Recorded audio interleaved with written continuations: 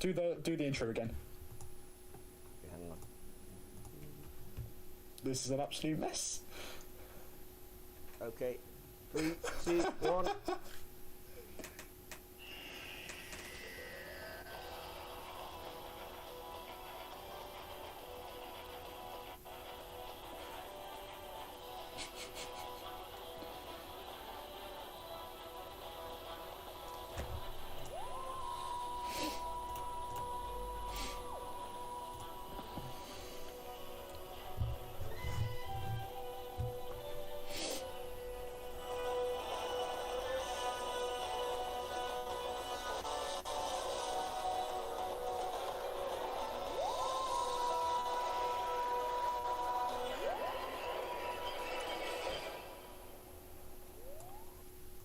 Jesus, finally.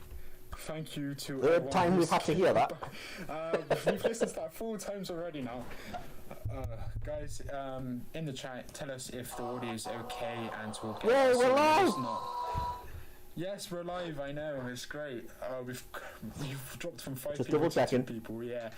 So we've literally But I been didn't chatting. trust you, but... We've literally been chatting for the last 10 or so minutes and it didn't come through either time. So now we actually. Okay, well, I'm going to share this live. again now, just so people know we're here. Yeah, I'll retweet it again. Oh dear. Yeah. Sorry about that, everyone. We've had a few technical issues, but come on. I mean, it wouldn't be a live. Yeah, it wouldn't be a live live YouTube video if we weren't a bit late. Exactly. We're only 13 minutes late. Don't blame us. To be fair, the things that I watch that go live on YouTube on StreamYards and stuff, they're always like 15 minutes late. So I think we're on brand. So guys, this is going to be a live episode because episode 5 is currently being edited. Well, not currently because I'm here, but I'm going to be editing episode 5 again for a Wednesday the 18th, I believe, Wednesday the 18th release. And because of the lateness of that episode, the On This Day section will be outdated by the time that episode comes out. So we're going to quickly go through the On This Day section again. But yeah, that episode will be coming out on Wednesday, hopefully. So I did put out a tweet saying we're going to get professionally edited. But then the guy came back to me and said this will be $120. And I thought, there's no way I'm going to buy that.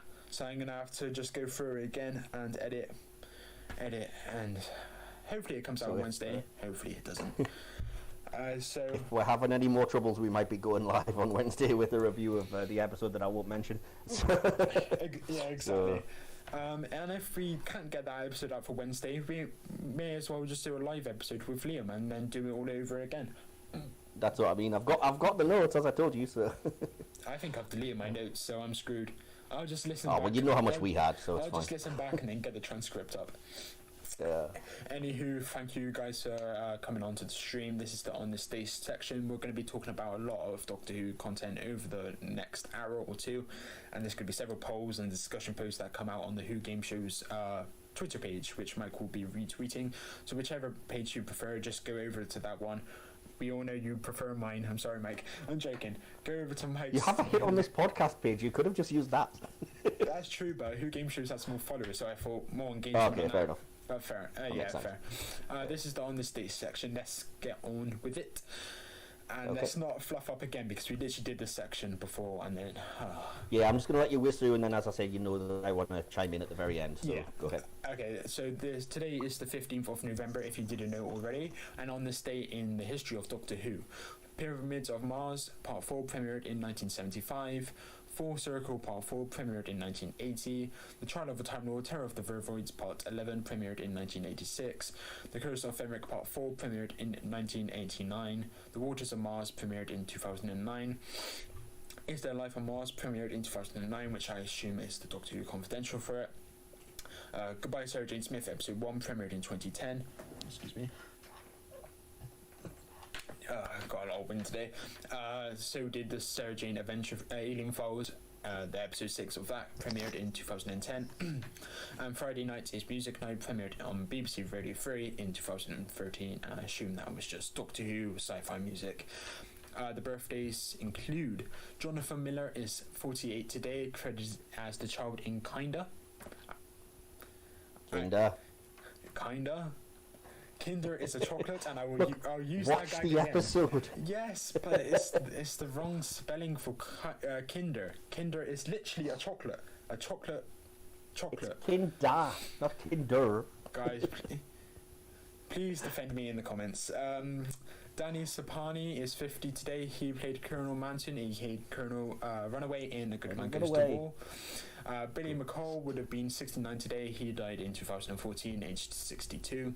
Ellis Jones is 77 today. He was credited as the technician in Spearhead from Space. Donald Pickering died 2009, aged 76.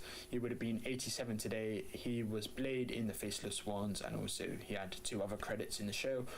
Richard Steele had 3 credits, including Sergeant Hart in Doctor Who and the Silurians. He died 2004, aged 77. He would have been 94 today.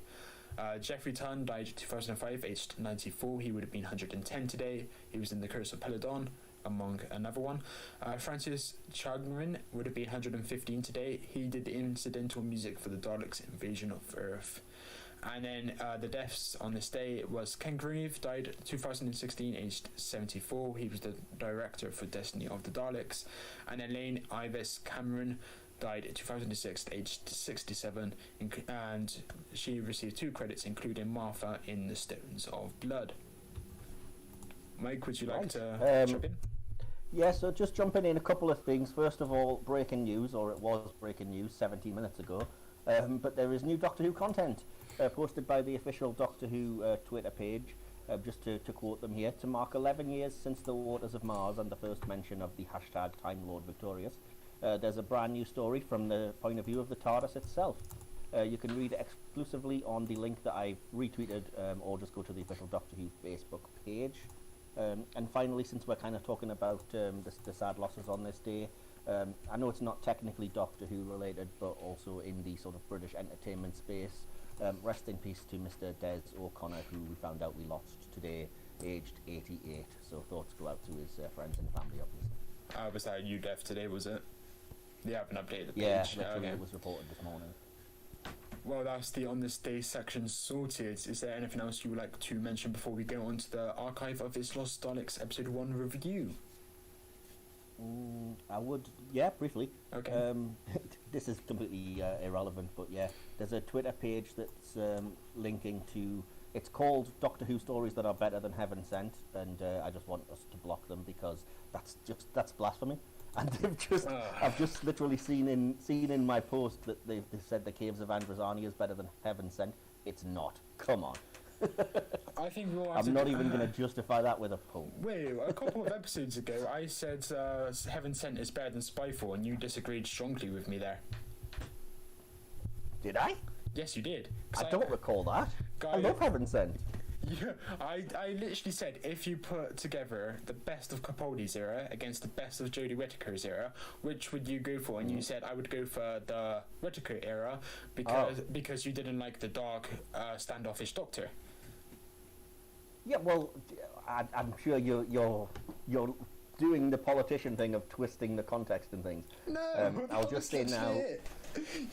Well, I'll say for the record, I don't recall. I may have said Spyfall Part 1 and 2 was better than that 2-parter, which, to be fair, I still agree with, because that second part drags Heaven Sent into the mud. But, yeah, Heaven Sent as an episode is fantastic. Well, we're going to be making clips in January, and I will make sure that that clip of you saying the Spyfall was better than Heaven Sent, it makes it into a clip. I'm not taking that. I can't recall saying that. It was in either in episode 1 or episode 3. I think it was in episode 3. Oh. No, episode. In which case, I may have been trying to make a point, but in which case, I stand here and I'll argue with myself and say you're an idiot if you think that many things are better than Heaven Sent on its own as a standalone story. I think we should have that as a poll. So, as I make this first poll, Mike, do you want to talk about your logline for the Daleks episode 1? I can jump into it if you want, because I'll be reviewing. So this will be our brief review and discussion about Daleks episode 1 that aired on Thursday. I think at 6 p.m. Yep. on the official Doctor Who YouTube channel. I mean, if only someone had told us to subscribe to it, but yeah. So here we go. Oh, hang on. I'm picking up a transmission. It seems like somebody wants to help me out with a little bit of a brief summary of the Daleks episode. Hang on a second.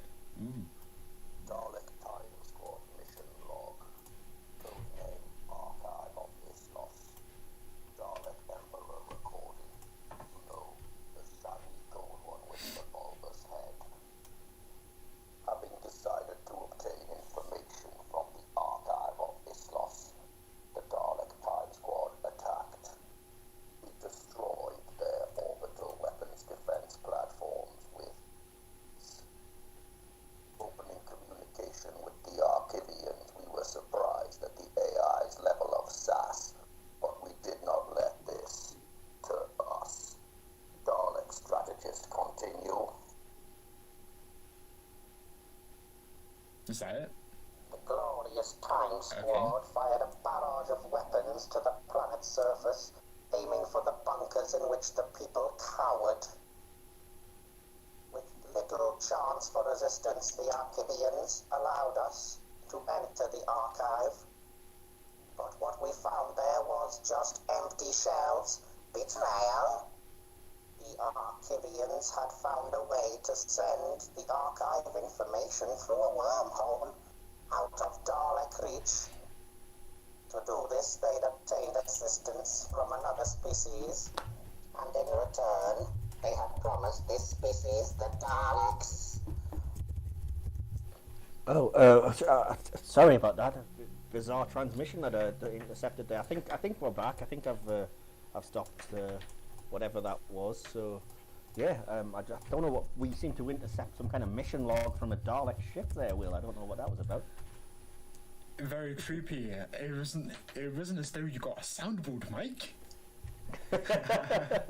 Shush! Don't ruin the illusion. Don't ruin the illusion.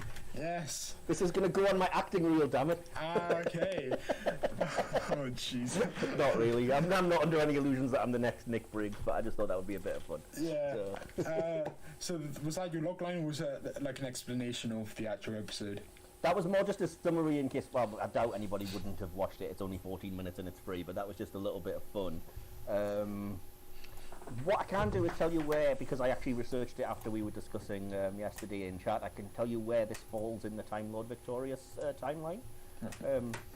I do think it really should stand on its own, and you shouldn't have to know this. But if anybody is curious, this is number 2 in the Daleks path of the Time Lord Victorious.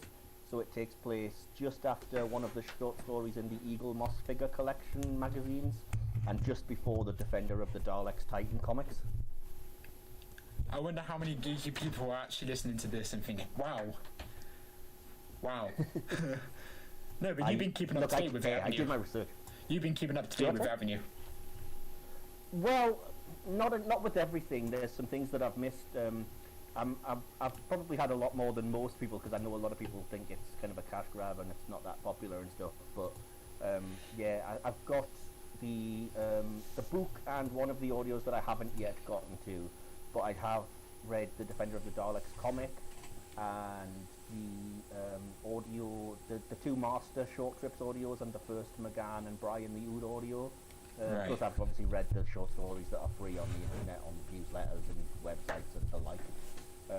So quite a bit, but what I haven't got is the stuff that's in the Doctor Who annual, because I don't have that, and I haven't read the script that's in Doctor Who magazine because it didn't seem all that important.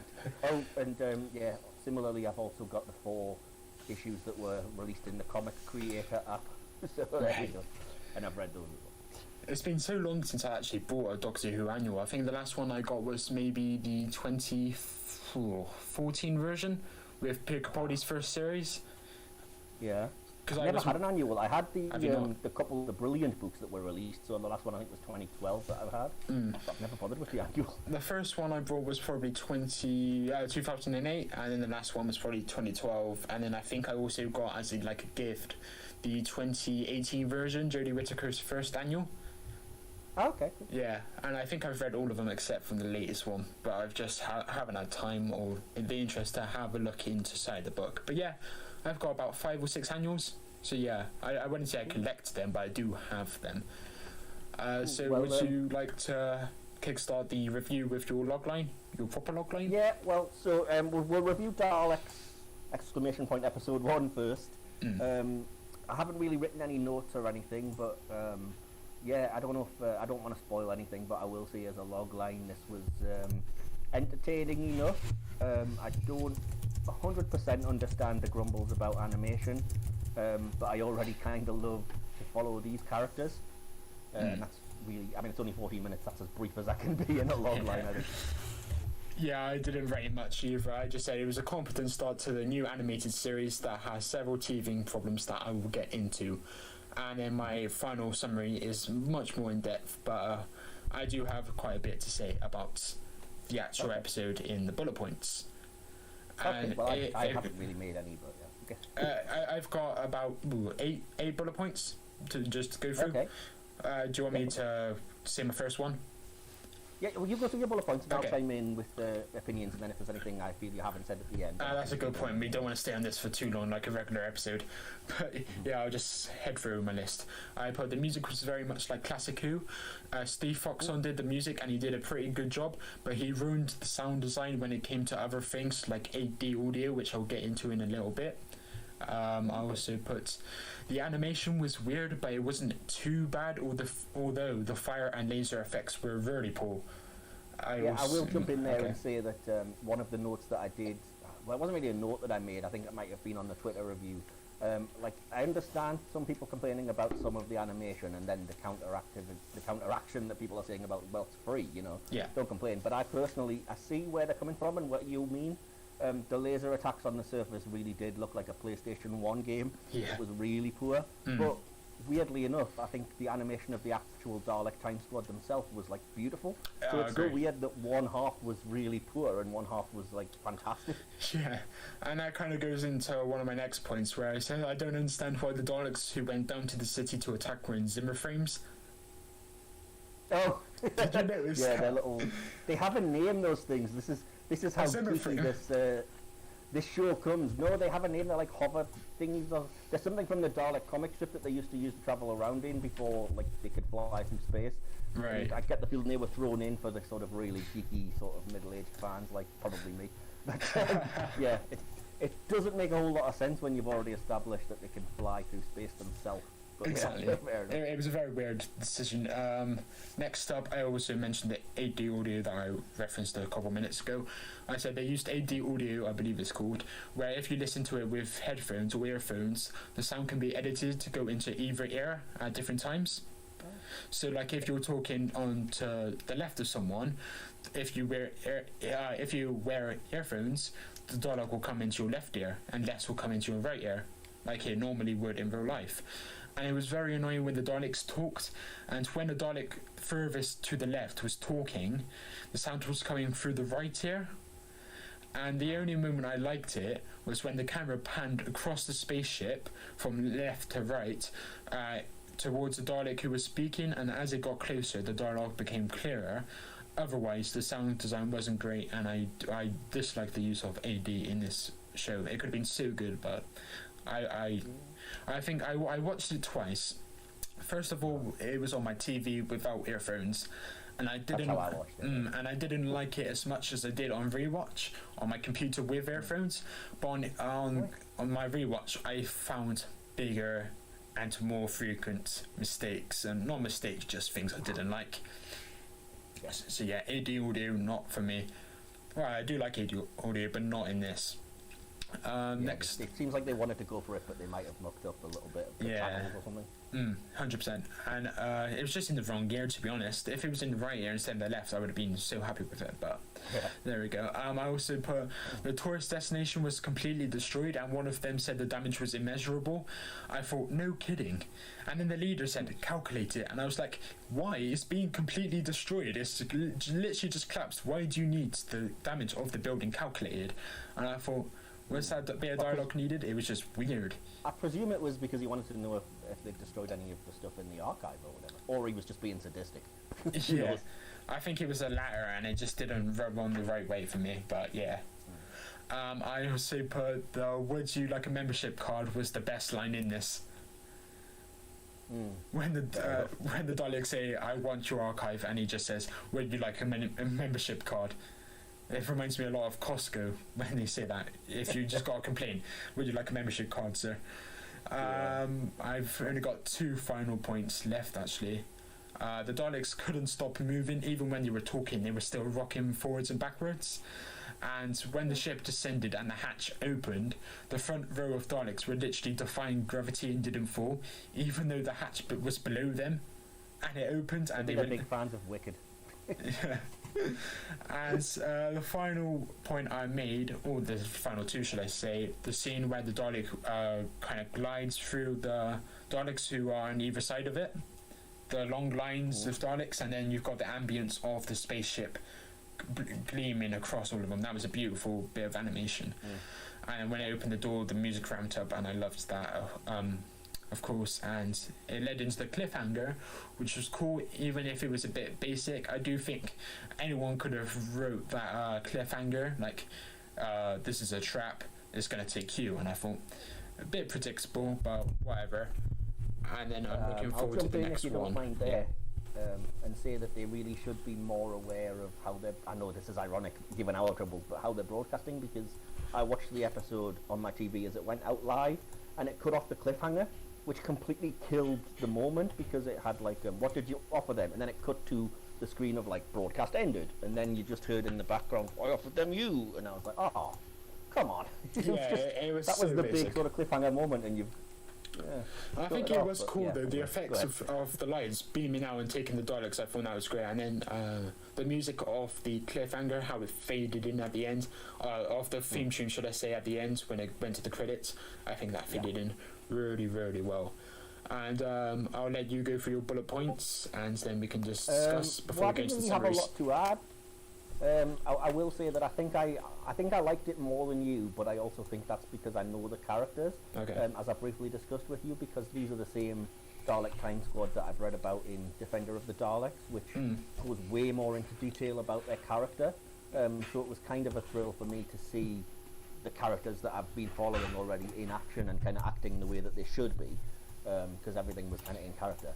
Plus, I have got the Eagle Moss Emperor and Dalek drone set, but it's put away in the spare room to be wrapped up for Christmas. But it's still cool knowing that I've got models of these characters that I can watch, you know. As I said, I think the animation of the Daleks themselves was gorgeous, but the rest not so much. I thought Ayesha Antoine, I think her name is the Archivian, the sassy Archivian robot, was brilliant. A really good performance that could have went really badly since it was playing for the Lats, but I think we need that like levity. I thought the space battle stuff was actually really good as well. They're kind of destroying the weapons platforms and the camera following the laser blast and what have you.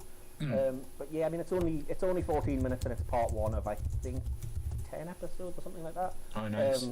So it didn't necessarily seem all that meaty in terms of story, because it's only a piece of what would be a larger episode. So, but yeah, overall I really enjoyed it. I was entertained enough watching it, and I thought there was lots to like.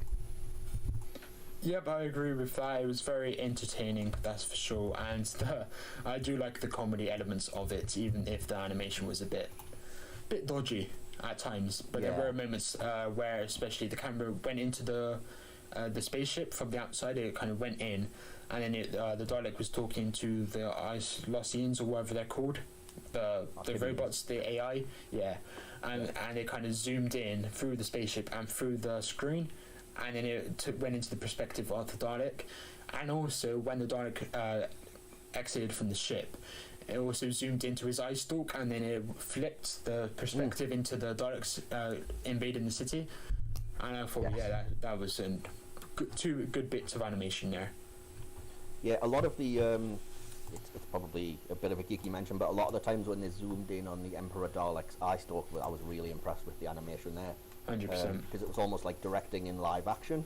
Yeah. And it was just really, it's always really cool when you see them sort of fetishize the Daleks, I guess, like that. Yeah, but that was a great bit of animation there. So I'll head into my summary if you have nothing else to say. Yeah, do you want to give your summary and your score, and then if it's a hit or miss, and then I'll do the same afterwards if you want. Okay. I put an intense, humorful, animated episode that has slight niggles that I hope are dealt with in future episodes. The animation isn't good, but I respect the obvious effort that went into it, and of course it's free, so I appreciate that even more. I put the music was enjoyable, but at times with headphones, the sound design was so annoying and it was just unbearable. It got to that point for me, it was just unbearable to listen to with earphones. I put overall, I'd give this story a 6.5 out of 10, which falls between that above average and good categories for me. It's not quite average, but it's not quite good. That's my opinion. 6.5. So hit or miss then? I would say soft hit. Soft hit. Okay, just bear with me 1 second because I'm looking for the notes that I briefly made. Oh man, I'm sure I've got them somewhere. We're very organised today, as you guys can tell. I'm really sorry about this, guys. I will get there. Don't worry. How many people have we got watching, just out of curiosity? We've got 4 people. 4 people. Well, hello to you 4. Thanks for sticking with. Yep. Please don't leave in this awkward bit where Mike just gets his notes. You know, I probably could remember what I said because it wasn't even all that much. Go for it. Oh, hang on. Thursday was... If it is no bother, I'll also say the results or the current stats of the poll. Well, I'm going to give up on that, but I will. I'll just go from memory and say that. I was just going to give basically. I was going to say the results of the poll.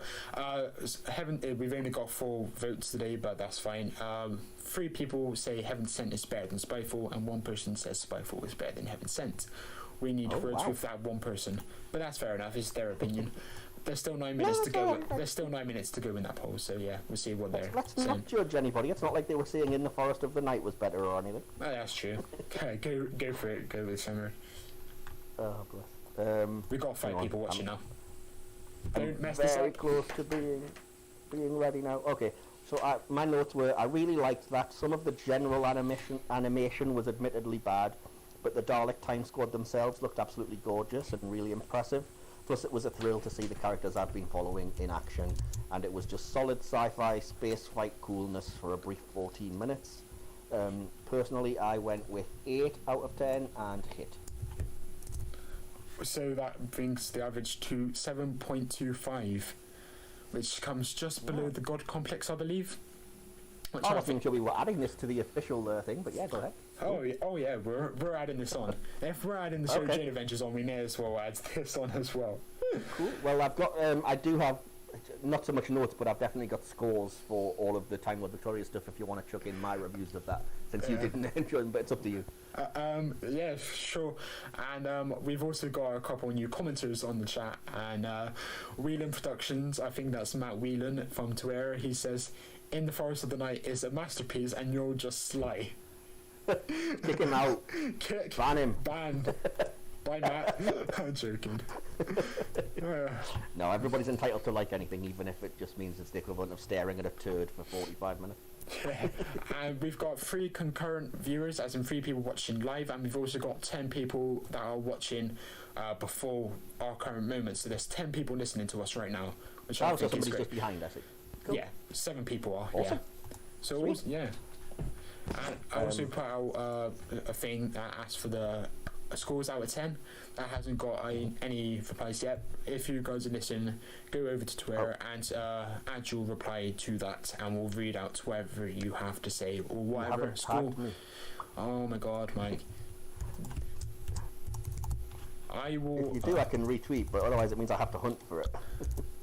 Right, go to your notifications now. I've tagged you. Okay, cool. Got you. Okay, show the thread. Sorry for our incompetence.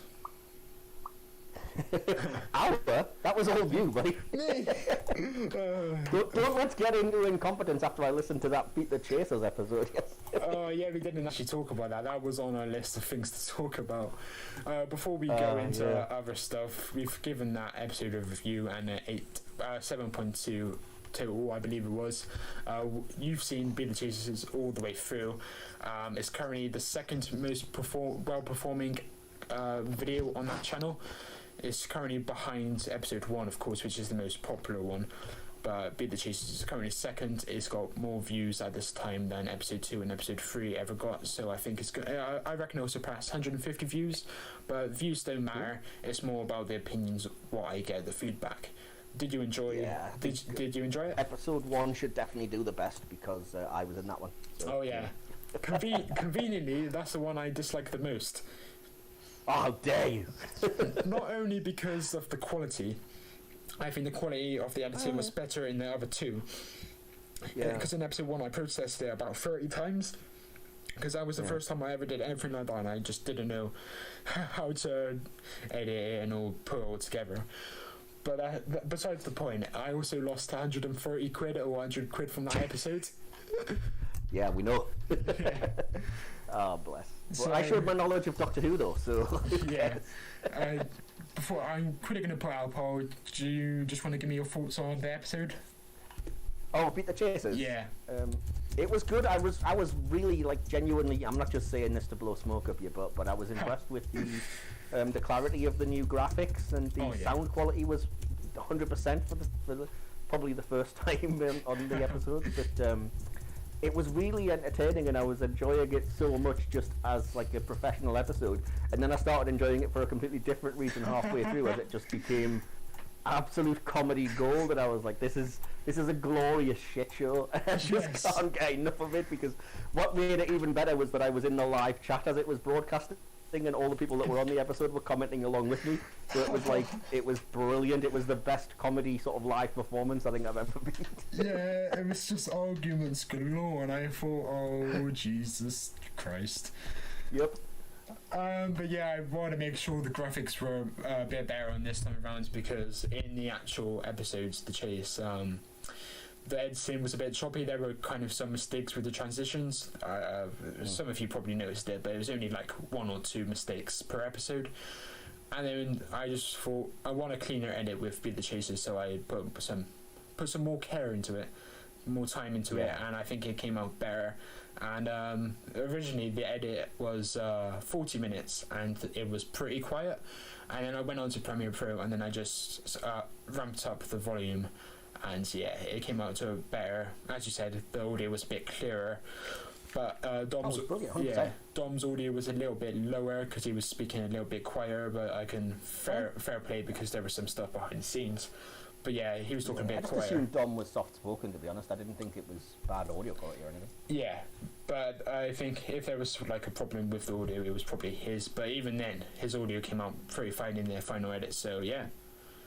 I don't think there was any problems whatsoever, but yeah, going forward when you do the kind of other, I think you've only got the YouTuber special. Yes. But I think keep those graphics with the kind of timers clearly on screen and stuff, and that's fantastic, because it's so much easier as a viewer to follow. And also, I did the graphics with the questions on as well, which I think was helpful. Yes, definitely. But I wanted to do that with the actual head-to-head, but I thought that's going to take way too long to put together. No, you don't need to. You've got the timer for the head-to-head, so I don't think you need to necessarily. Yeah, and I listened. Too fast.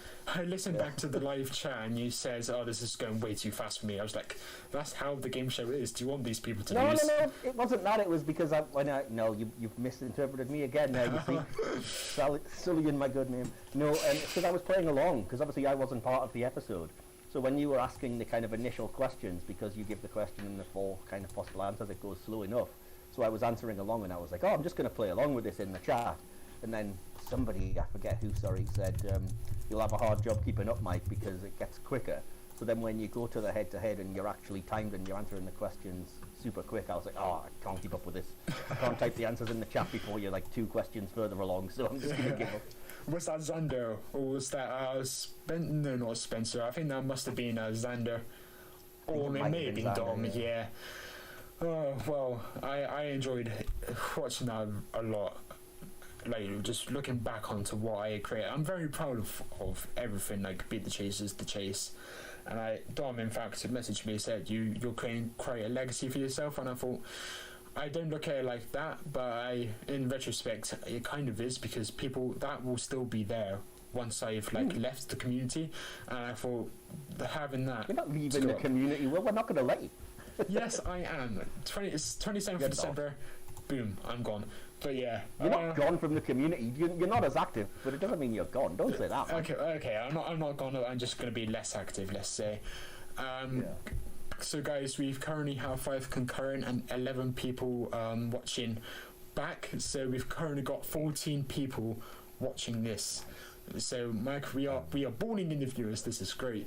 If you guys are listening to this, go drop a like on this video because we've already had a dislike. Don't add to the dislikes. Just add a like. Well, I can't blame them if they were like. If they were waiting for ages and then they wondered why we weren't broadcasting for the first 15 minutes, I can kind of understand. We picked up that dislike yesterday after I premiered it and I put out a tweet. So yeah, there's just someone lurking that just doesn't like one of us. So I thought, why? So I also got the results to the first poll, and I'll read. Okay, well I'll tell you what, out. we can, if you're ready to type it, chuck in the next poll before we go into that to give us time to register it, because I know that your next thing that you wanted to put a poll out with was just literally. Because we're getting into the Time Lord Victoria stuff next, so it was literally just, are you keeping up with any of the Time Lord Victoria stuff? And before that, I put out a poll 4 minutes ago. It's got no votes. So guys, please, whoever's listening to this, head over to Twitter and I put, what was your favourite video? Any replies will be read out, and I put Chase Episode 1, Chase Episode 2, Chase Episode 3, Be the Chasers. Whichever one you enjoyed the most, go over to Twitter and cast your vote. You didn't tag me again, so I'll retweet. Right, I'll put out that poll now, but if you want to, because I'm not going to be involved in this discussion, so if you want to talk about the Time of Victorious, go for it. Well, I don't want to get into it just straight away because I want to do the usual kind of log lines and everything first, but as I said, I know that Will is putting the, sorry, I'm just voting for my episode on your poll. I know that Will's going to put a poll on to ask if anybody's keeping up, but I will say that I understand that there's a lot of people who kind of aren't because, you know, it's a lot of investment, a lot of money. People are complaining it's a cash grab or whatever. Obviously, you've got the usual trolls who are like, oh, it's because, you know, the PC era's not hitting well enough, so it's those people can just go away. So yeah, I am curious if anybody other than myself is keeping up with like any of the stuff because I can't remember if it was this time or when we were discussing when we weren't technically broadcasting, but I'm keeping up with.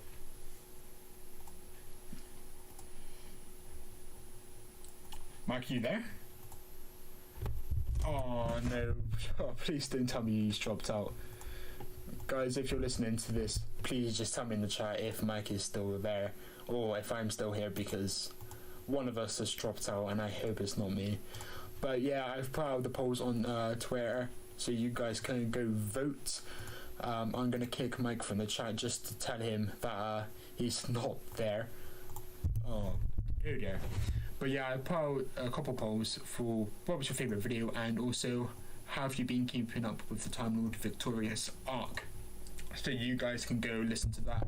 Mike, if you can still hear me, please turn your volume off or like leave and then come back because we can't hear you, or at least I can't hear you, and maybe we're both talking at the same time and the audio is picking us both up and I just seem like a complete arse. But there we go.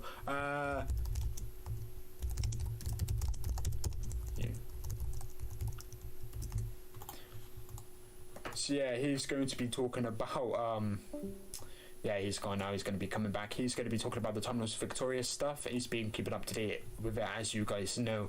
But I've got the results of the polls. I may as well just talk to you about that. I put which episode do you prefer, and you guys said Heaven Sent with 71.4% and Spyfall had 28.6%. That had 7 votes, and the most people said Heaven Sent, of course. Then I put what would you rate the Daleks in episode 1 out of 10? I said 6.5. Mike said 8, I believe, and then you guys said, Matthew Duncan said 10 out of 10, good in it, and then Ben said and then Ben Tyler said 8 out of 10. It intrigued me and I liked the ideas presented. Those robots guarding the archive look straight out of the 60s, which was wonderful. I'm looking forward to seeing episode 2 as the ending was brilliant, leaving us waiting for to find out the Emperor's fate. Sorry about that. Can I just jump in? I don't know if you can hear me now, yeah? I can hear you. Okay, cool. Ben, if you're out there, I'm curious to know then if you really liked it and you like these characters, if you're keeping up with any of the other stuff, if you've read the Defender of the Daleks comic, or you have any of the Eagle Moss stuff, or if this is literally the only thing you've seen. because I can't really approach it with the this is all mindset, and I know that's how Will is looking at it, which I think might be why he gave it a lower score, but you gave it the same score as me, so I'm curious about that. I'm surprised that so many people gave it such high ratings. It's good. Yeah, I do agree. It's pretty good. Yeah, we've also just garnered a reply to the first poll. Alex Spiddleston, however you say their second name. I'm sorry, Alex. Good friend. I do like them. They said, definitely Heaven Sent. Spyfall was amazing and introduced our new master very well. But Heaven Sent showed a darker, more despairing Doctor. It works beautifully in showing us what they do when it looks like all hope is lost. Nice reply there. Yeah. It's like a character development of the Doctor as such. It's like a character arc, and it's very nice. It's very beautiful, and again, like how it's structured and everything. It's clever. Exactly. And since we do have Andrew in the chat, and we've got so many people still listening on, guys, can you please defend me here when Mike did say in a previous episode that he preferred Spyfall to Heaven Sent? If you've been listening to the previous episodes of the podcast, now I'm a Dalek. Please just tell me in the chat, because I'm not lying. I know that happened.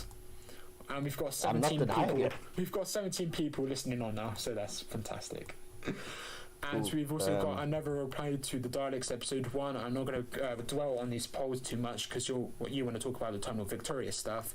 Kevin Gooch said 8 out of 10. Some of the animation, the library custodians was a bit off.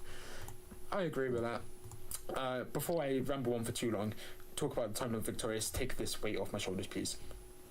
Well, first of all, just let me say a thank you to Simon Guerrier, who I know is an actual big Doctor Who writer who wrote some of the Time Lord Victoria stuff, for correcting me and saying that Des O'Connor does in fact have a link to Doctor Who. R.I.P. to Des, of course, familiar today. Apparently, Des O'Connor's mother-in-law played Tegan's Auntie Vanessa in Logopolis. So, tenuous link, but a link nevertheless. So, there we go. Right. So yeah, as I've said, sorry, I was actually saying this, but I think I wasn't being heard in the call, so I'll just repeat myself and say that I've been keeping up with most of the Time Lord Victoria stuff, but not all of it. I've read about bits and pieces of what's said in the annual. We kind of... Excuse me? Oh, jeez. Sorry, everyone. Oh, crumbs, my co-host just died on screen here. Andrew, I have died. Rest in peace. Now that makes sense. Okay, carry on. Bless. But no, so I've read kind of bits of what is said in the River Songs Guide to the Dark Times from the annual, but I don't have it, and I haven't read it all. I haven't read the Monstrous Beauty comic from Doctor Who magazine, because it didn't look that vital, and I didn't want to pay like £6 twice over for like 4 or 5 page stories. Maybe if it gets collected later, I'll read it, but it's not that exciting to me. And obviously I haven't got a clue about the escape rooms or the video game stuff, but other than that, everything else I've either got to or I'm about to but haven't yet. So with the exception of the stuff that I mentioned, I'm just going to ignore Will dying.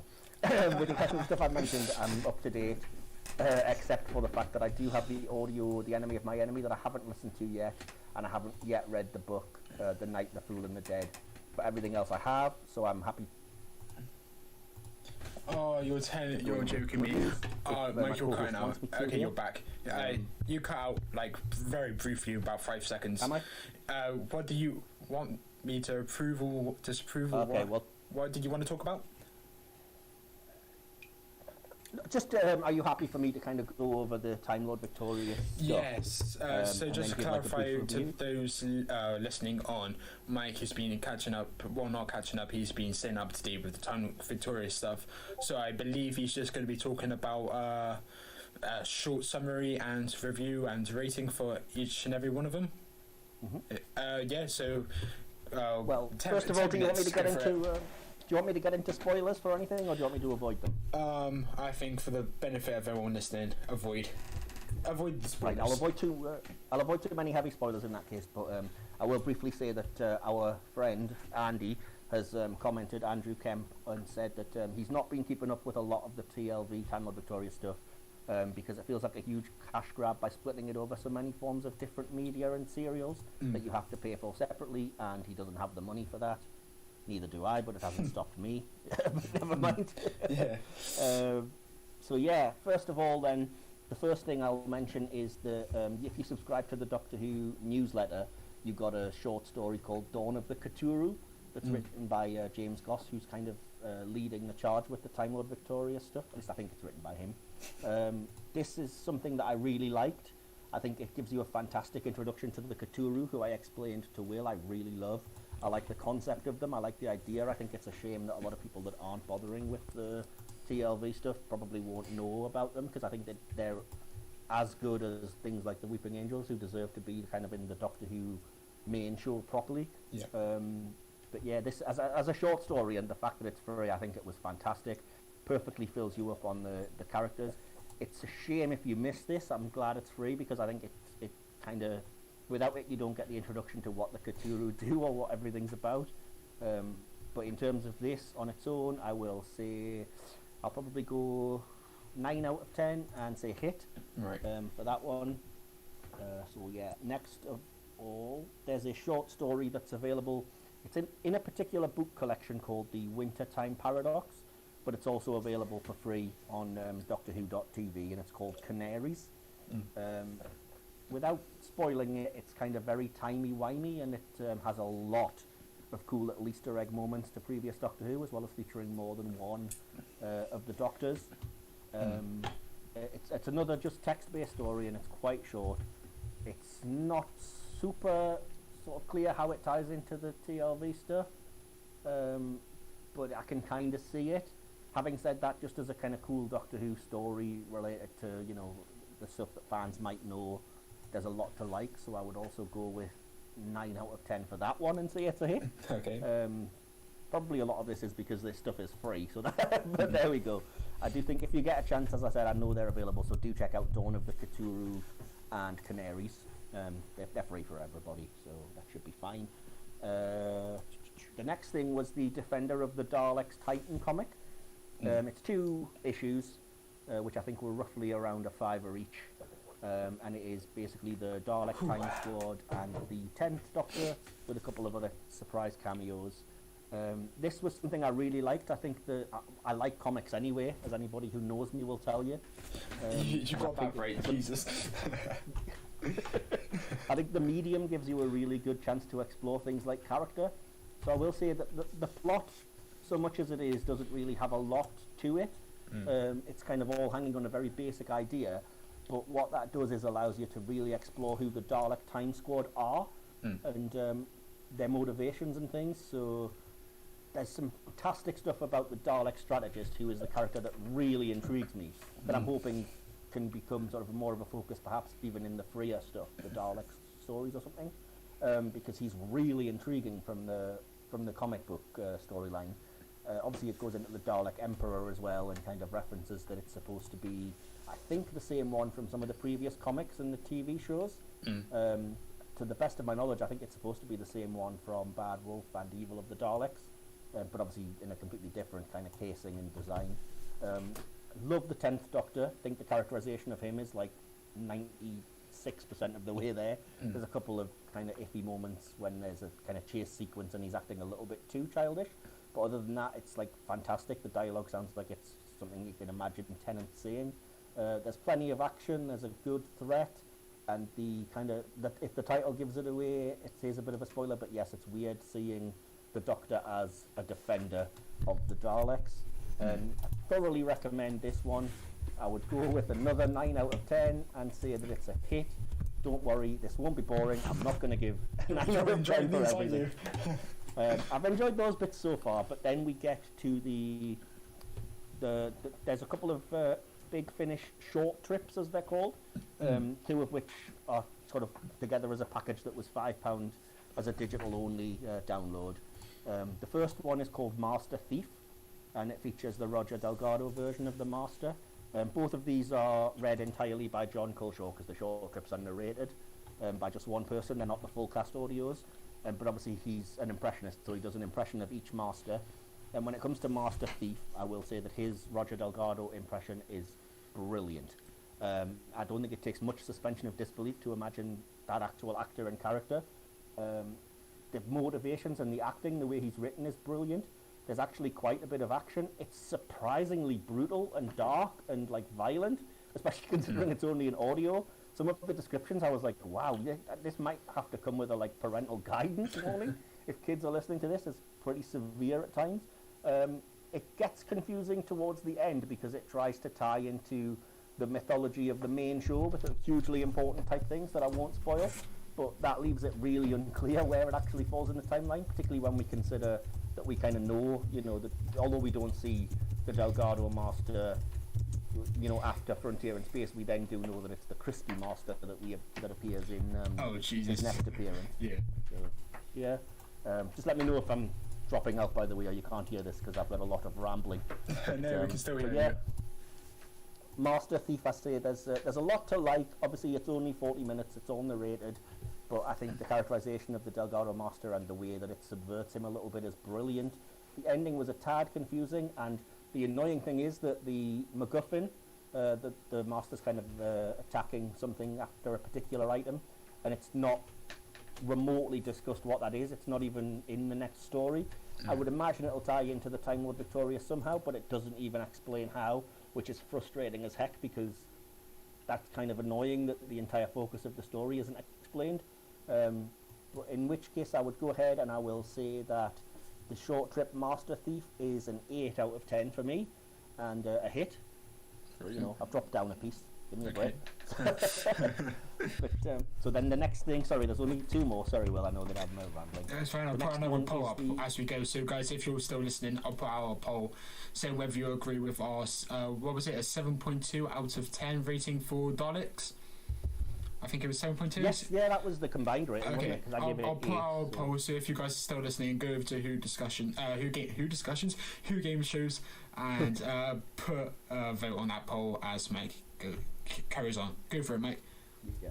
Cool. Yeah, and similarly, we'll probably not make individual polls, but do feel free to chime in the comments or on Twitter if you have read any of the Time Lord Victoria stuff and you agree or disagree with me, or just any opinions about that. Feel free to call me a shill because I'm liking stuff so far for the most part. As I get into the next thing, which is called it's called Lesser Evils, which is the next short trip featuring the Master. Another 40 minutes, and this time it's the Anthony Ainley Master. This was the first thing that really disappointed me, because, well, for various reasons. John Culshaw's impersonation of Anthony Ainley is getting a lot of praise by other reviewers, but I thought it was terrible. I couldn't really latch into it or tell who it was supposed to be, and I have recently just watched a couple of stories with that incarnation of the Master on like DVDs and Blu-rays, and it didn't seem like him to me at all. Which, fair enough, not everybody can do brilliant impressions, but I thought the characterization itself was a little bit off. And again, it's not made super clear where in his like timeline this is. There's a lot of references to him being sort of beaten up and disheveled and looking old, and it's like, well, is this post-survival or what, I would like that to have been clearer. The story is absolutely nothing. It's really cool that it features the Cthulhu, who are the best part of it, and are not really in the previous story. The characterization of the Cthulhu, the reveal of how you're actually supposed to pronounce it is helpful, but yeah, the way that they sort of sound and everything and the menace that's given to them is really good, but they don't actually do anything in the story as such.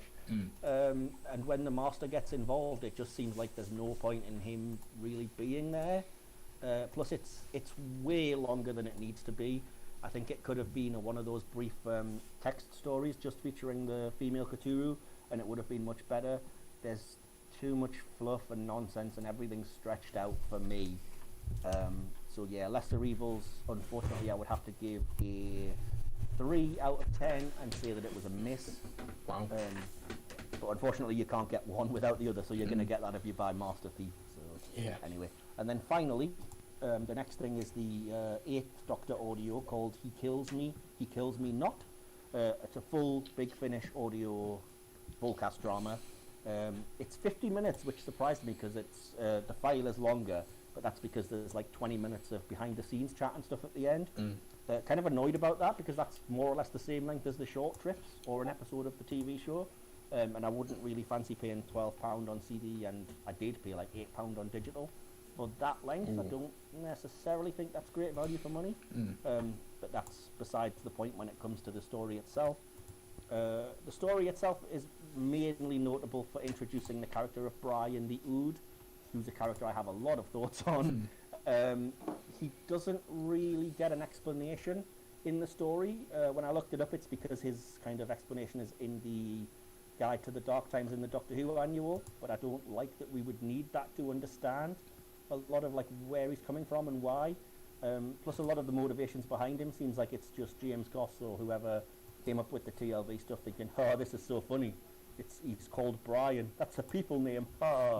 You know, he's not acting like an Ood. Isn't that weird? And it's kind of like, ugh, this strikes me as a really, you know, for all the grief that people like Chris Chibnall get for being bad writers of characters and stuff, this is a character that so far I really dislike because, yeah, his entire function just seems to be, look how different he is, which is stupid for me. But other than that, the story itself is actually not bad. It's just like an average Doctor Who story. Right.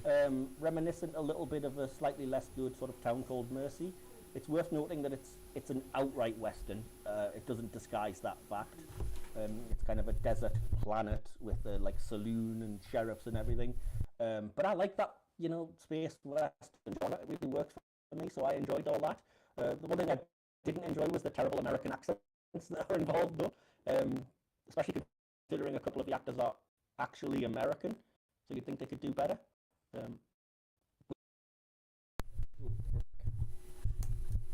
You alright?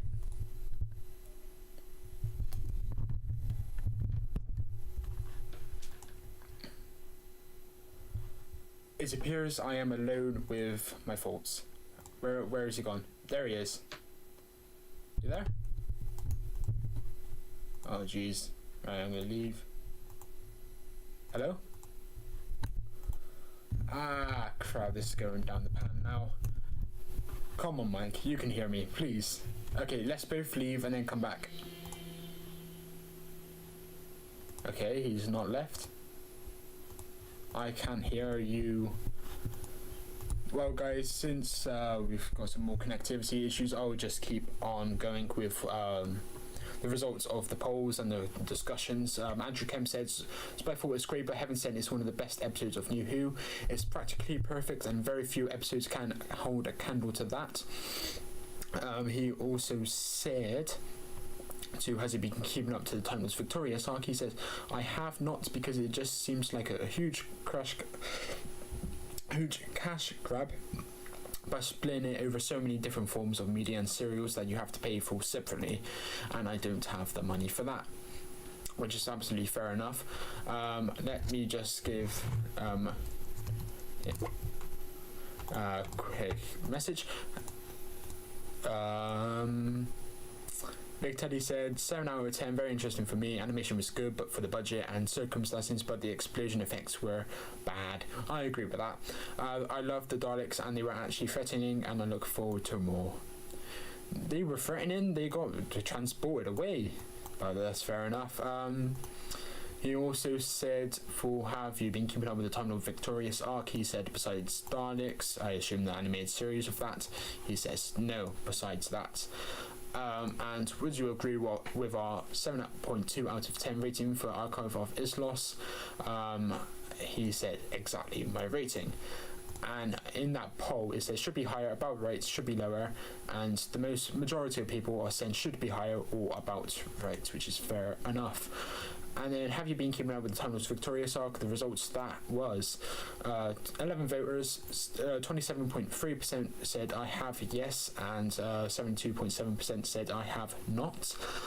What was your favourite video? Any replies will be read out. And two people, or certain people said episode 1 of The Chase, some people said episode 3 of The Chase, and the vast majority, 5 out of 7 people, said Beat the Chasers, which I thank you for that.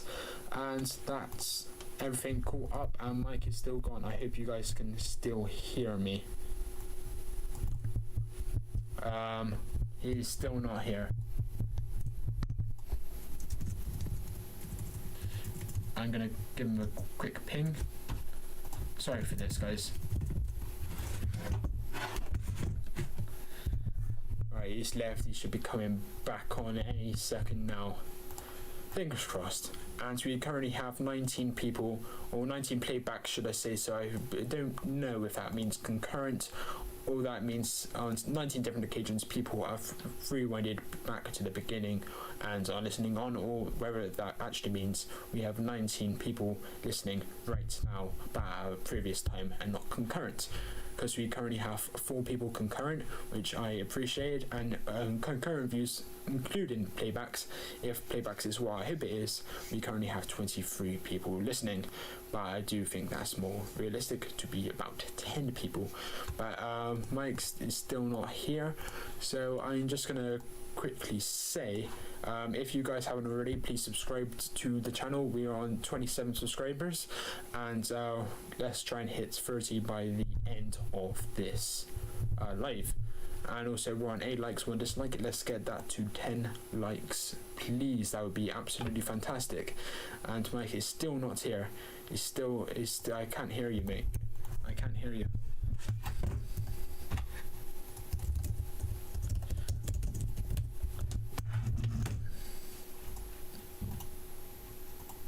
So I've left and he's left. I rejoin.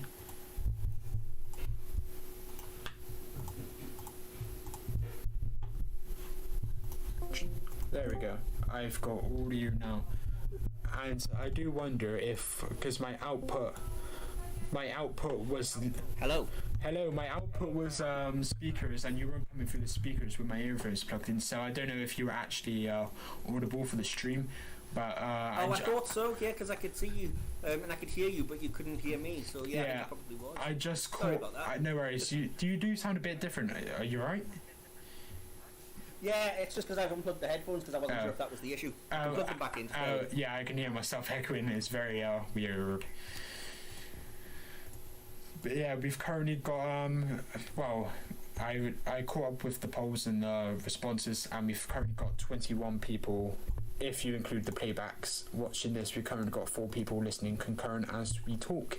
And we're currently on 29 subscribers according to Mario. So if we have 1 more subscriber, we can hit 30 subscribers today. So if you're listening and you haven't subscribed, go for the subscribe button. And while you're there, you're only a little inch away from the like button. You may as well just click the like button.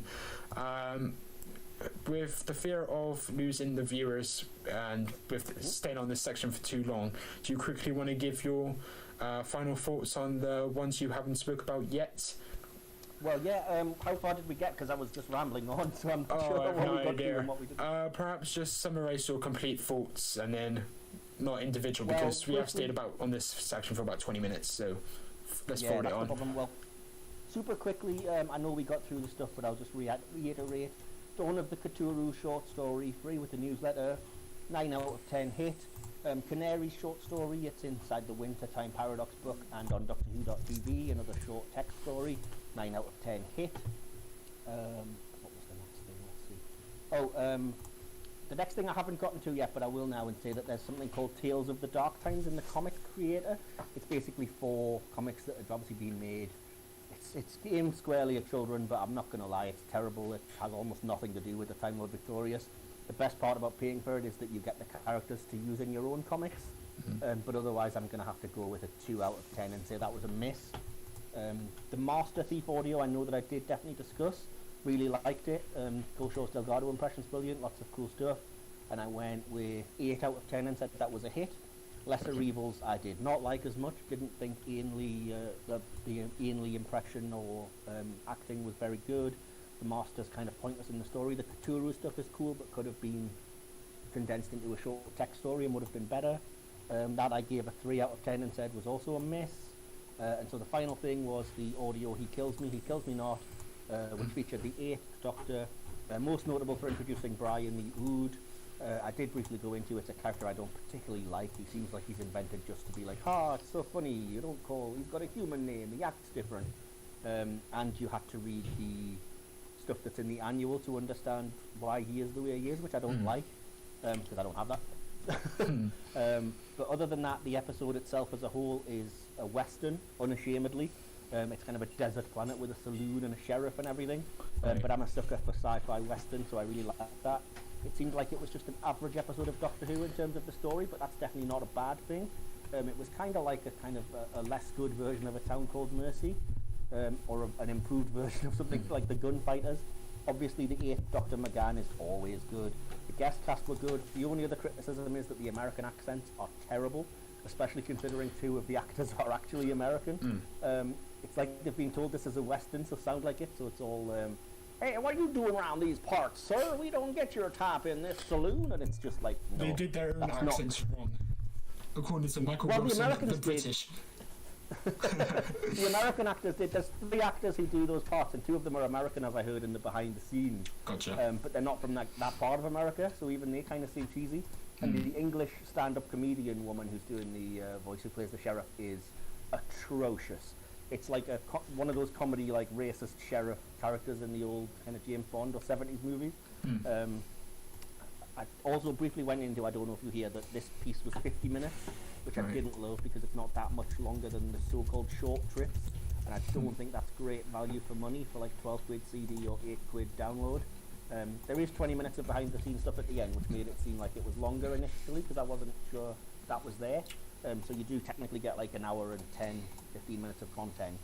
But the story itself is the length of an average Doctor Who episode, and that's probably the best I can say about it, is that this was very like just an average Doctor Who episode. But there is a fantastic and really cool cliffhanger that leads into the next story that I'm really looking forward to now and geared into getting into.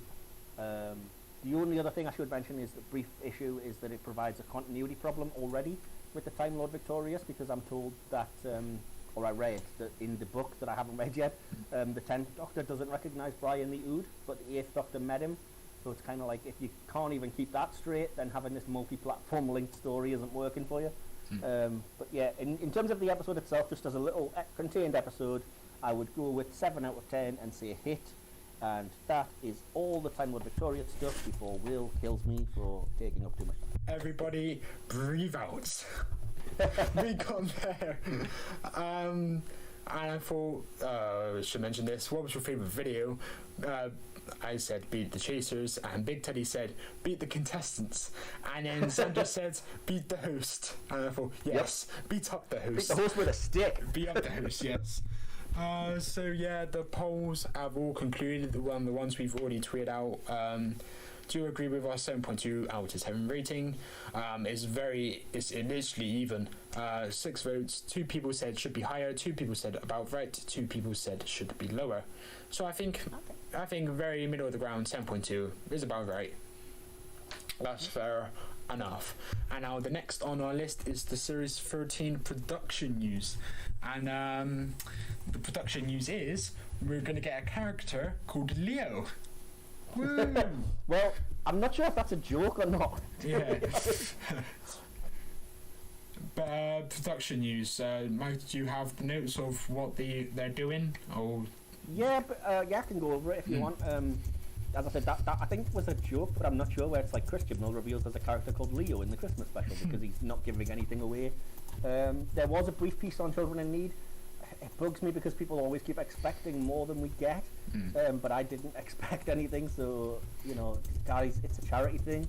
We'd already had it confirmed that there might be something big happening on the 23rd. So naturally, it was nothing. It was just literally Jodie and Mandip introducing a very short, poorly made video to tell you to enter a competition to win a trip to where they filmed Doctor Who in the studios at Cardiff. And they're both looking at 2 different cameras. Yeah, completely. I mean, the whole thing was out of focus, and then don't even get me started. It does seem to confirm, though, that next series we might just have the Doctor and Yaz, and so the rumours of Ryan and Graham leaving might be true. But having said that, there was a leak of a potential production CV for one of the producers or directors, which did include Bradley Walsh. So there's a chance that, don't take it as read, but there's a chance that Graham might be in at least one episode next season. We're not sure. Just briefly back to the Children in Need stuff, though, I will say the competition, it's worth entering. The prizes are brilliant. It wasn't just the trip to Cardiff. There's a ton of merchandise that all looks fantastic. And there must be like thousands of pounds worth of cool stuff in it. So if you get a chance, do enter. If you text, it automatically gives a £10 donation to Children in Need, which is good, but you can just text back cancel within 60 minutes and that'll be cancelled and it'll just be your normal text message rate. But it is a good cause, and I do support them. I have bought the Doctor Who Adventures in Lockdown book, of which a lot of the proceeds from that have also gone to children in need, and I also recommend it. It's all of the stories from the first bunch of Emily Cook lockdowns, which we'll get to later, I'm sure. And in terms of the big production news for Series 13, the big reveal was that it has started filming again, but that because of the kind of restrictions and everything with COVID-19, that we are getting a reduced episode count next year, and there will only be 8 episodes, as opposed to the usual, well, what Chris Chibnall called the usual 11. So slightly less episodes, but kind of understandable.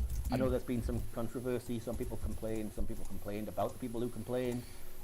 Personally, I'm just pleased that we're getting something next year. When I thought on it, because I didn't think it would happen. I thought the series would be delayed till 2022.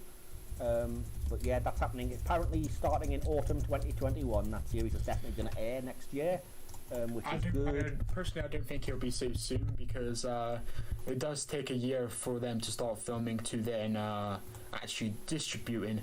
And I think even with the reduced count, they're doing 7 episodes in the regular series, and then it's rumored that they're going to be doing 1 special, because the way Chibnall worded it, he said in a series there's usually 11 episodes. That would mean 10 episodes in the series, 1 special. And he says instead of 11, we're doing 8. So I think, it must be a 7 episode series, 1 special. Well, and even with the reduced count, I don't think. I reckon it'll be very difficult for them to release it before late October next year. Well, I think that would probably still count as autumn by their standards. But my assumption is that among that 8, it does include Revolution of the Daleks.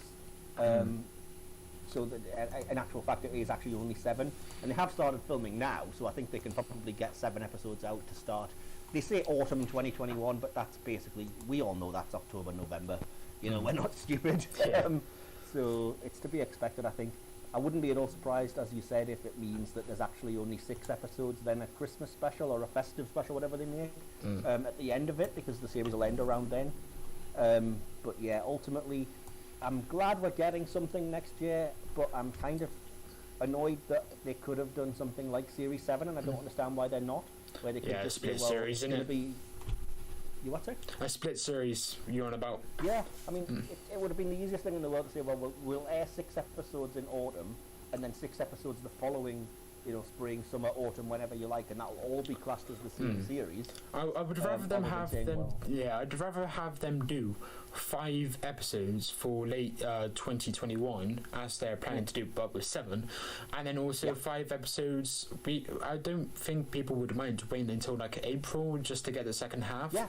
And then, because after this corona, after the lockdown, if it ends on the 2nd of December, which I do doubt, I must admit, let's just say the lockdown ends mid-January, then they have the whole of 2021, providing there's no future lockdowns, to film another 5 episodes. And I just think, why not just do that? But I'm still happy we got 7 episodes so soon, as opposed to 10 episodes in 2022. I'm happy with this. I will jump in though and say that in terms of the coronavirus thing, we're all sick and it's horrible, but there's the light at the end of the horizon of a possible vaccine, as early next year, or even the end of this year. Hopefully, if Brexit doesn't F everything up and keep it from getting across the borders in the necessary kind of time and condition. So that's kind of like, if that is the case and we're all kind of vaccinated and we can go back to something resembling normality by, late spring, early summer next year, then I think they don't have the excuse of restrictions, for want of a better word. I don't want to say excuse, but you know what I mean. Those restrictions and stuff to their filming kind of go away. So again, it would have been really easy for them to film another sort of second half of the series to air the following year, in my opinion. But having read Chris Chibnall's press release, I will say that it's not set in stone that we're getting what he said was 8 episodes. He said that because of the COVID restrictions, we're expecting to have only filmed 8 episodes. So it could be more, could be less, who knows. But either way, I mean, like I said, it's very spoiled bratish to complain when we're getting at least something in 2021. I just wish we had something maybe announced for 2022 as well. Yeah. At least we're getting this Daleks and Tunnel Victorious mini-series in the time between that, because if this wasn't here, we'd literally be Doctor Who-less for a year, complete whole year. Well, no, because the series. See, this is the thing. It's bizarre, but Series 12 was this year. People don't realise this. I realised that. Just as I said it, I thought, oh crap, he's gonna call me out on that. But No, you're not the only one though. Everyone's like, it's not fair if there's no Doctor Who in 2021. It'll be 2 years, and I'm like, no, it won't. Yeah. Series 12, believe it or not, was this year. So in actual fact, if they do get anything out, like I said, I prefer Series 11 over Series 12, even if it's like a tiny little bit. Oh, get out. No. Yes! Right, that's making our next poll. We currently have 2 people listening as concurrent viewers, and we've got 21 playbacks, but I'm not sure if that actually means people listening back anymore. But yeah, we still got 2 people, and we still got a couple of people on the Twitter participating in the polls, because I put out a tweet 6 minutes ago, and I said, are you excited for Series 13? And everyone has said, I'm excited. I didn't tag you. I'm sorry. That's okay. I'm on your page now because I don't need to be. So what was the poll I was gonna make? Oh, do you prefer Series 11 or 12? Yeah. Think you're gonna be disappointed, Will? I know that the majority of people like Series 12 better, but I think like it's just all the surprises, and as we said in previous episodes, it's all fan wank. It's stuff that is designed to make you excited, but when you actually take those things out, it's very lacking in the story, and it's very similar to Series 11. And I would say it's not fixed the mistakes that Series 11 made. And I may reply. Yeah. I don't agree. I agree in so much as that's your opinion on Fugitive of the Jadoon, as you know, and I surprised you with my opinion being the same. And I think that's why that's probably the weakest episode of the season. For me, it's even weaker than Orphan 55, which I'm kind of appreciating more on a rewatch. Particularly as it's annoying people that are like, oh, Doctor Who political. It's never been like. Mike, you've conked out again.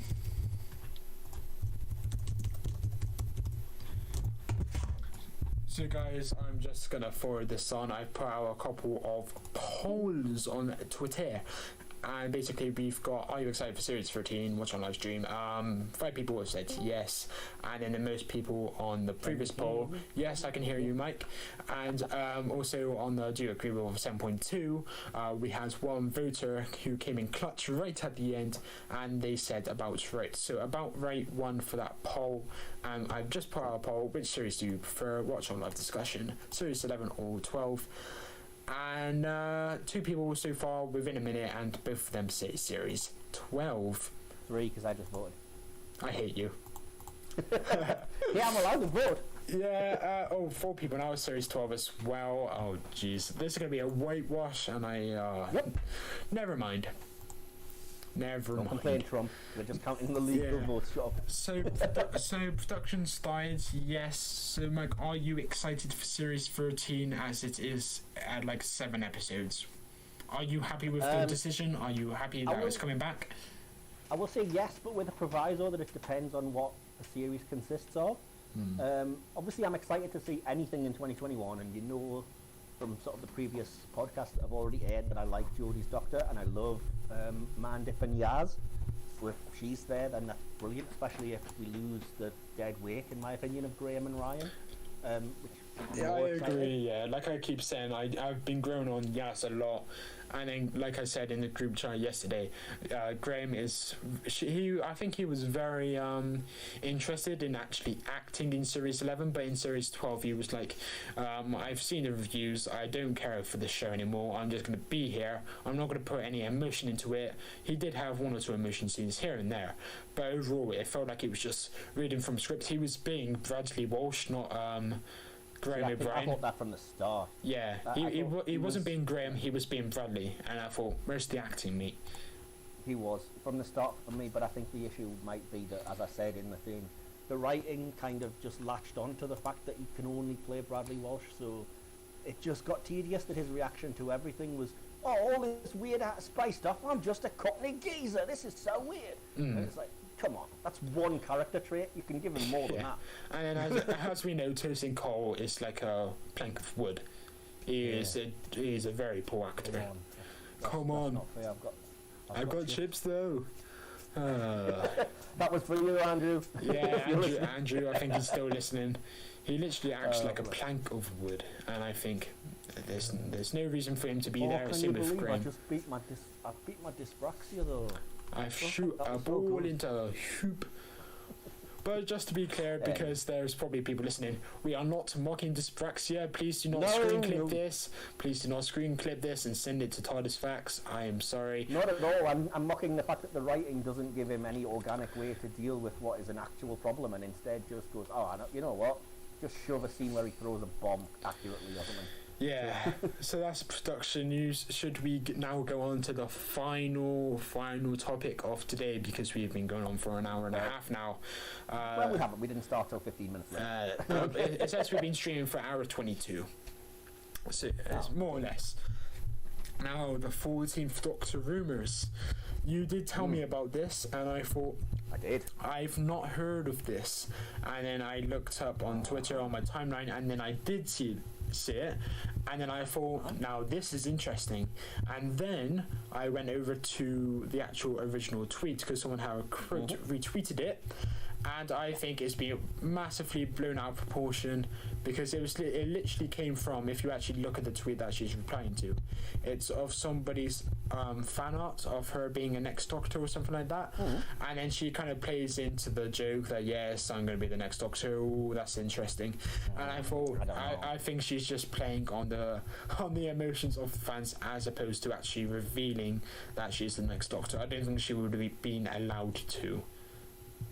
I do agree with that, but I do think that I don't think it's as cut and dry as you make it sound at all. It's just a joke or whatever. I'm on her page now, so I'm going to try to find... I've also put out a poll to anyone listening. Would you be happy with Nia Miller being the 14th Doctor? And that's actually the rumour. She's, I kind of just explained it, but somebody made a fan art for her, with her as the next Doctor, and she said, wouldn't that be interesting, with a couple of very emojis, and then it kind of sparked a bit of interest saying, is she going to be the next Doctor? Is she going to be the next Doctor?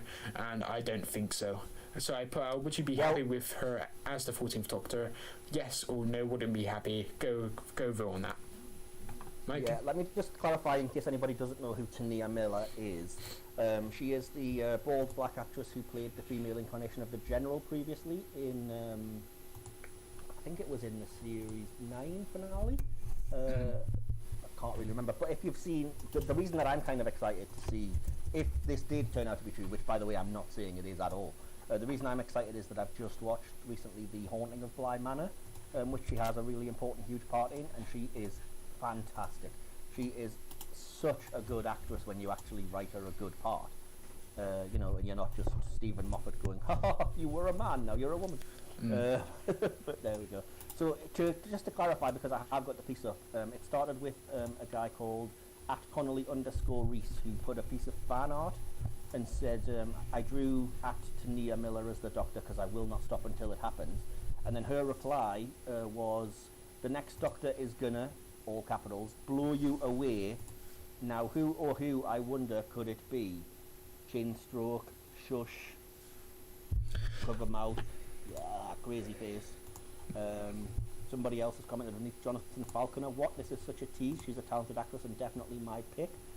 Kyle Cunningham commented, I'm here for this, although I'm conflicted since I also need her to play Bond, to which she's put a laugh, the prayer hands emoji and 2 kisses. I've only ever seen her in Hellbent, so I have no idea about these outside references.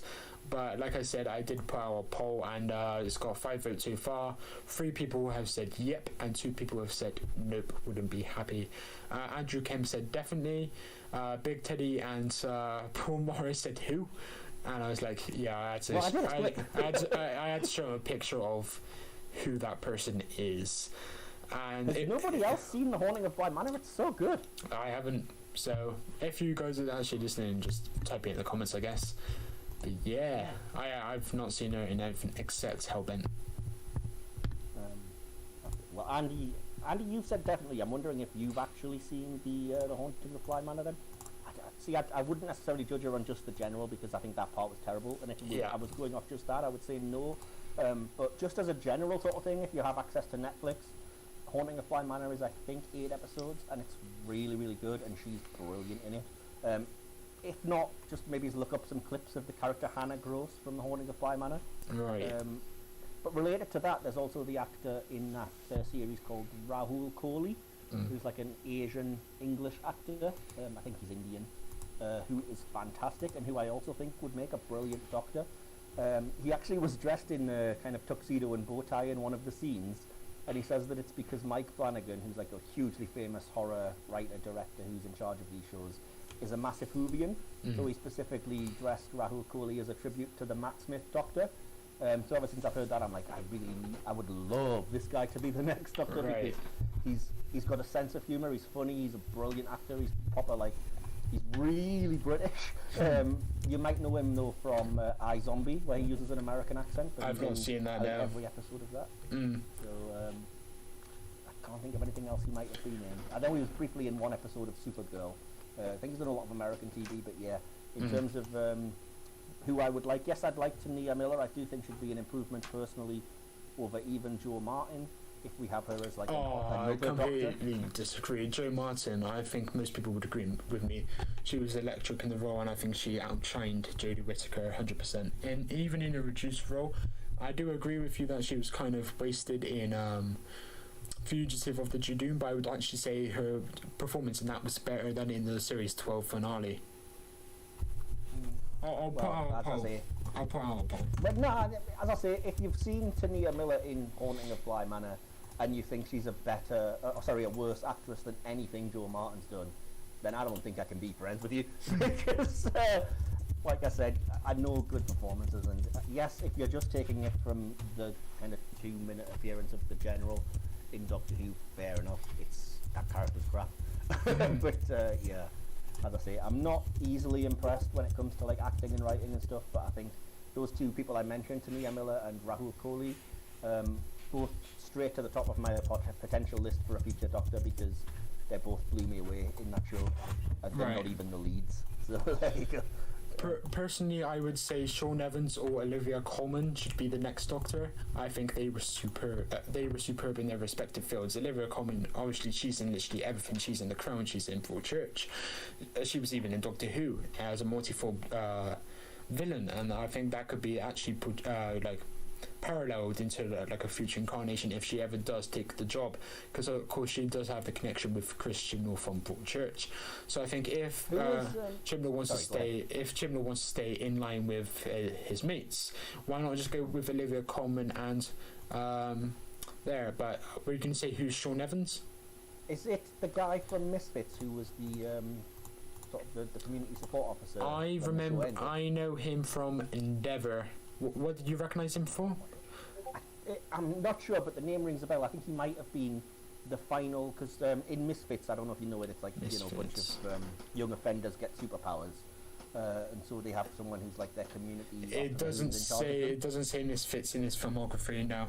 Ah, okay. I'm gonna do a quick search then in that case. I could be thinking of somebody else. If you've never seen Endeavour, you should definitely watch it. No, I've not seen that. And I'm not watching anything that's even remotely connected to Lawrence Fox anymore.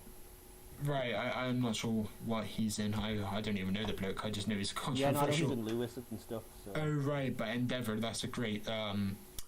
Endeavour's great. It's like, have you seen Inspector Morse? Yeah, I know of it, but it's not really my. Okay, but it's like an Endeavour. It's like a younger version of Morse.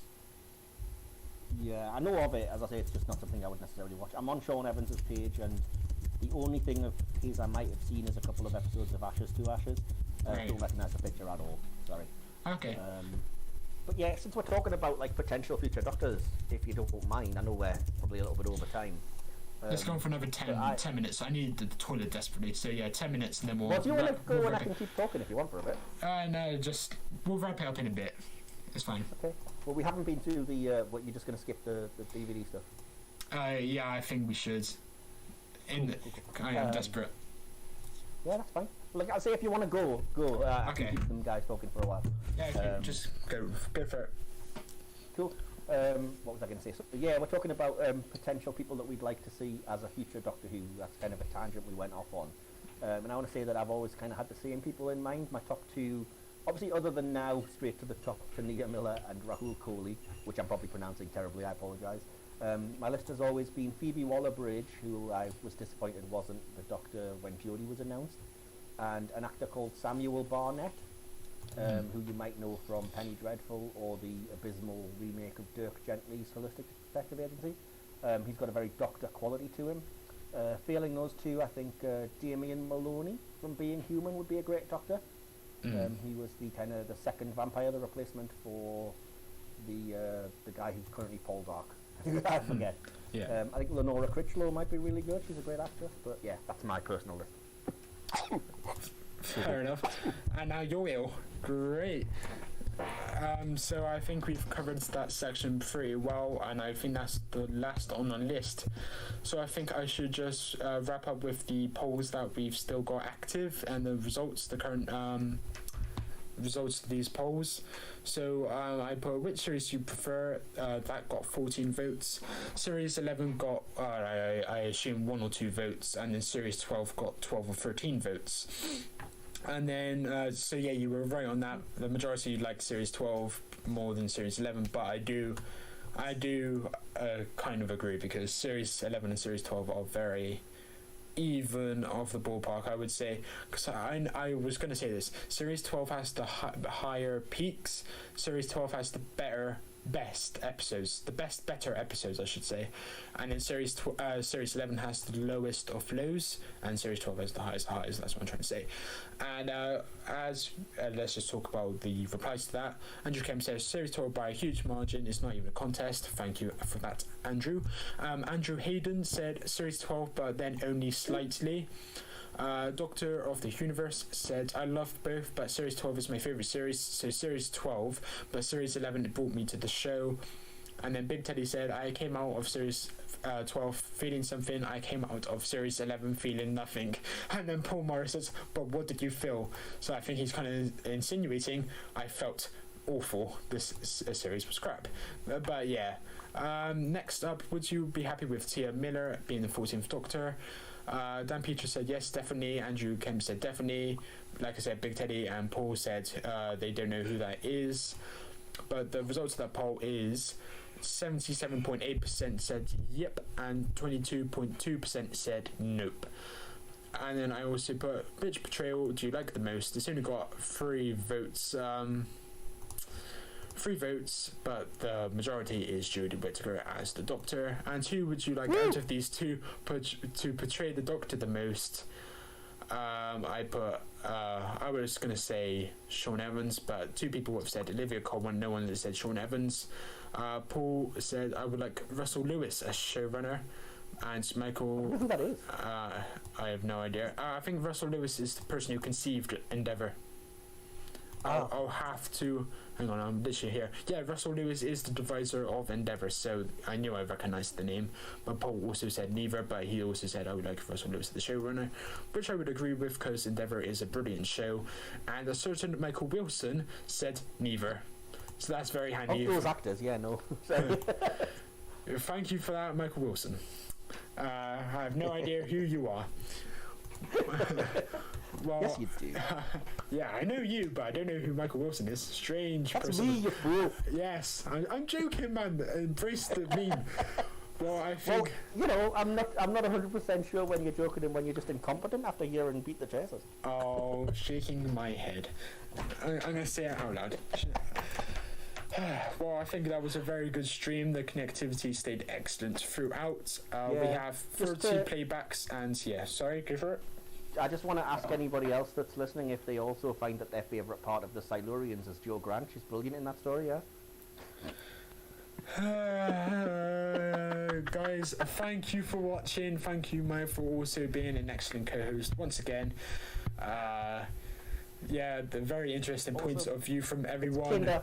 Is Kinder is a chocolate. Time Thank Warrior you didn't have the Silurians in to it. anybody who was listening. I'm so thankful that you tuned in. It's Cyber King. Watch Beat the Chasers. Go give it a like. Subscribe to the channel. Go give this video a like. Let's hit 10 likes and 30 subs. We're only one subscriber away. Series 12 better. See you guys in a bit. Peace out. I hate you. Bye, everyone. Bye. Bye. Before wait.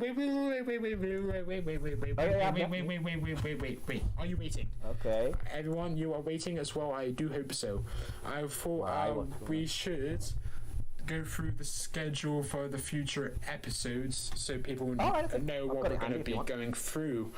Episode 5 will be coming up on Wednesday the 18th with WM 2003. And then I think episode 6 is with Dan the Peters, November 22nd. And episode 7 is only one person alongside me. It was DWG Doctor Who guy. I will be solo hosting that because Mike bailed on me. Screw you. I'm joking. I did not bail, somebody else took my place. Embrace the meme. Embrace the joke, man. Episode 8 would be Mike solo hosting, so you can literally say the same to me. I bailed on him. Episode 8 will be. But I've actually got 2 guests. Adam Martin, actor, and Andy Kemp, 1996. He's back. And episode that'll be coming up on December 6th, by the way. Episode 9 is with Lone Who, Ben Tyler, I believe his name is. He was in The Chase, and he was also in Beat the Chasers, so you'll recognize his name. Episode 10. Who is episode 10? Because Universe of Who had to pull out because, and then we fell out. Well, I've got at the Gallifreyan, but I don't know who that is. Nathan, yes it is, at Gallifreyan. That is Nathan, who's also a musician and also a Doctor Who fan, I believe. And then that's episode 10, that'll be out December 20th. And then episode 11 will be with Xander Grogan, who was a chaser in The Chase and Be the Chasers. That'll be coming out 27th of December. So we've got a great list there, and can I just double check while I've got you on the call? This is probably going to mean nothing to the listeners, but just to clarify, I'm not sure why you're doing this, but we are recording episode 11 before episode 10. I was thinking that, I was like, should we swap them around? And I thought, I think we should. I think we should. But yeah, guys, I'll put out an updated graphic in the next couple of days or weeks because I'm itching for the toilet. So I'll see you guys in a bit. Thank you guys for listening to this hour-and-a-half podcast. Not kind of episode, it's just like a live special. Watch Beat the Chasers. Watch this back if you haven't seen it all. Go give this a like. Go subscribe to the HoM podcast channel. Go give a like to Beat the Chasers. And after I'm done trying to get as many likes and subscribers, I'll see you guys in a bit. Peace out.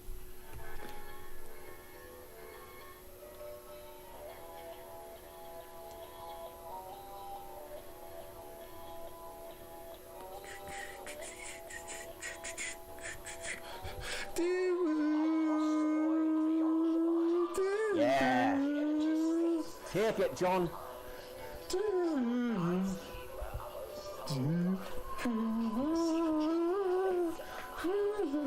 Okay, I'm done piercing your ears.